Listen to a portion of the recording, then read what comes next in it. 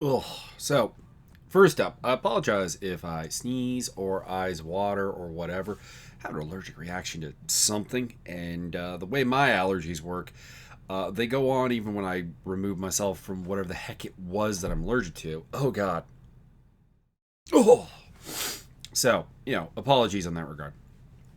Anyways, it's OFC 13 commentary time. Got a little bit behind on these because I have been a little bit busy. So I'm going to get 13 out today and then probably 14 out on Thursday, is my guess.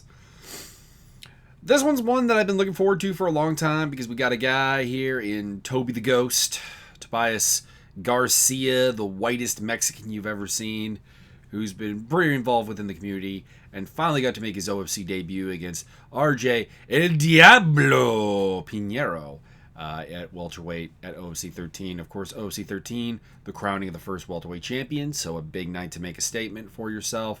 The champion eventually going to lightweight Patrick Justice Osiveric. Bit weird.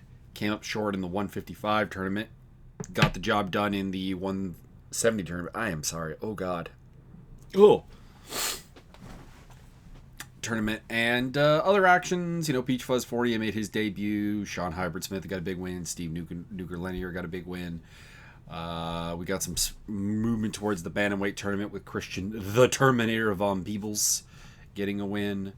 Had some other big debuts. Dallas Johnny Cage Mitchell getting a win in his debut.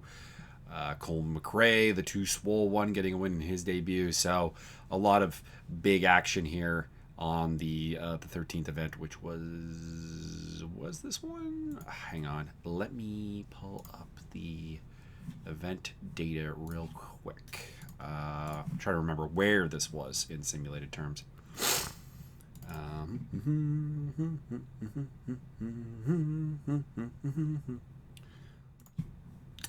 13. Yeah, Ascension, Sacramento, California. There we go. I knew it was in Cali. I couldn't remember what the city was. Sacramento, California. The 14th was in Nanaimo, and then Winnipeg, BC, as we go up to Canada for a little bit. Anyways, let's just get into this. So, in terms of a breakdown, this is a pretty simple fight. We got two strikers. Pinheiro's a little bit more diverse of a striker, a little bit more of a kickboxer. Garcia, more a straight-up just boxer-wrestler type of guy. So, big hands, not a lot of kicks, not a lot of elbows, not a lot of knees. But, good head movement, good defensive skills, really complete, good power. Pinheiro, a little bit more defensively shallow. He's a guy who doesn't really move his head. The head is, there for contact, there for a hit. Doesn't necessarily have the cleanest of footwork or the cleanest of form, even. But a little taller. Pulling up the reach here just real quick. So Garcia, 6 feet, 170. Pinheiro. Actually, you know what? I seem to be just thinking Pinheiro's a lot longer. I mean, 6 foot again, 170 on the way in. A tad bit larger. He cuts a little bit more weight than Garcia, but again, with him being not really any kind of grappling savant or even really grappler, period. Not a tremendous impact on this one. This is Shoreline MMA for Pinheiro versus Garcia, who's out of the NorCal Fighting Alliance. And a very prestigious, long-term pedigree gym, but one that probably has fallen by the wayside a little bit recently. We'll give you a quick list of fighters that have been out of there. Let's see here. NorCal Fighting Alliance. I just want to give the full one because this is a guy that, has been very, very interested in how the sim works, and I want to give him everything possible. Where are you? There you are. So it's, Joe Soto, Nate Logren. Jordan Williams is kind of their big one right now. Colin Hart's out of that gym as well. Kelly Fashholes to go to a female option. So been around a long time, and I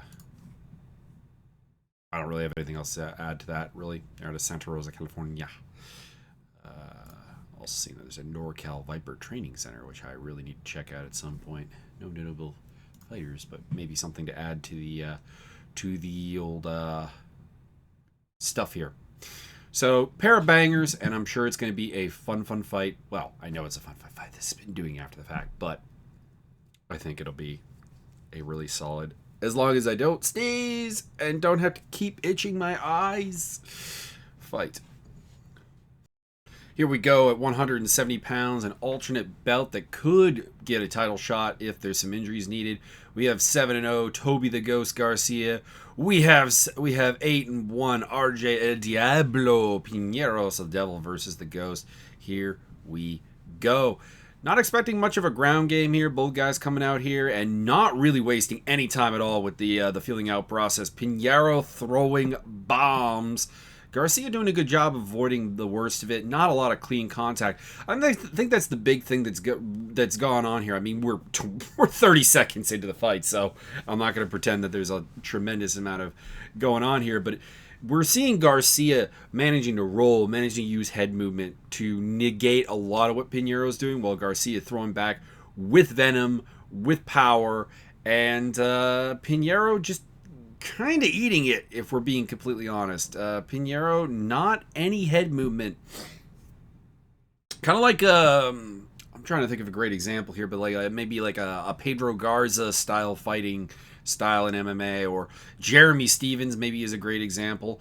A lot of power, a lot of venom, a lot of ability, but Garcia just plotting him, big right hand there, getting that jab out there both to the body and the head.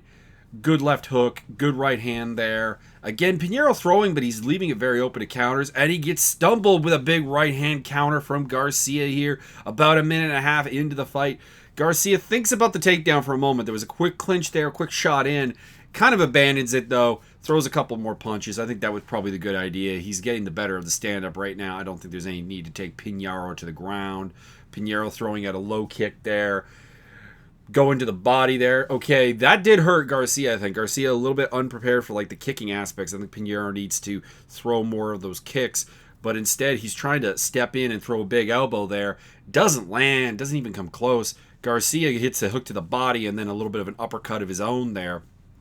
Again, everything Garcia is throwing, almost, I don't have the numbers in front of me here, but I think almost everything he's throwing is landing, and landing relatively clean. Pinheiro landing some good stuff as well. Good three-punch combo there, actually, by Pinheiro. Backs Garcia off just a little bit. A little confidence now in the swagger of El Diablo Pinheiro, who throws another low kick and then comes in with a big, thunderous right hand that does not connect.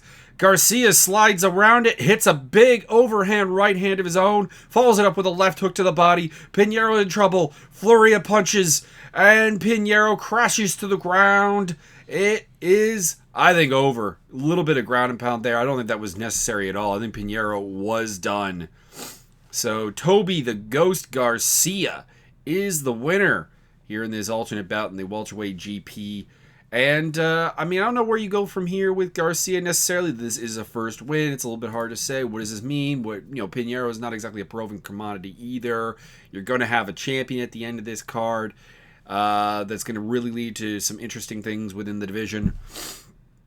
We'll see what happens. But I suspect we are coming back to California relatively soon in the near future.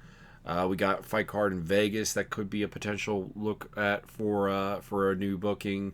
Actually, we don't come back to California until OFC 22.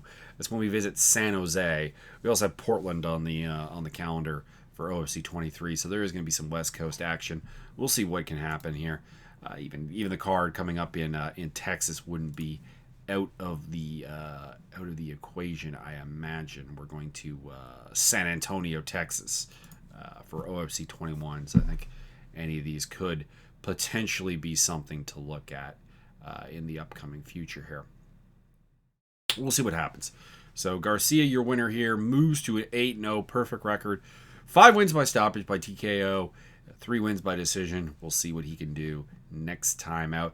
To be honest, I mean, probably only about 1 win away from a title shot. I mean, the I don't know if you want to call it the downside, but the downside of the tournament aspects that we've been doing to determine the champions is that a lot of people, of course, are eating L's on their way to losing the tournament, and that kind of puts them out of title contention. So if you can kind of create a name in 2-3 bouts, Outside the tournament, you pretty much are in position to do title shot stuff. So we'll see what happens here. Again, Patrick Osberg taking the title here in this card and becoming the third OFC champion in history, with Osberg holding a belt along with Hunvikson and fourth. And coming up in the future here, of course, we'll have OFC 14 commentary, and then it's off to OFC 15 with the Cruiserweight GP taking off and the Bantamweight GP taking off in the future. Next title fight's going to be OFC 16.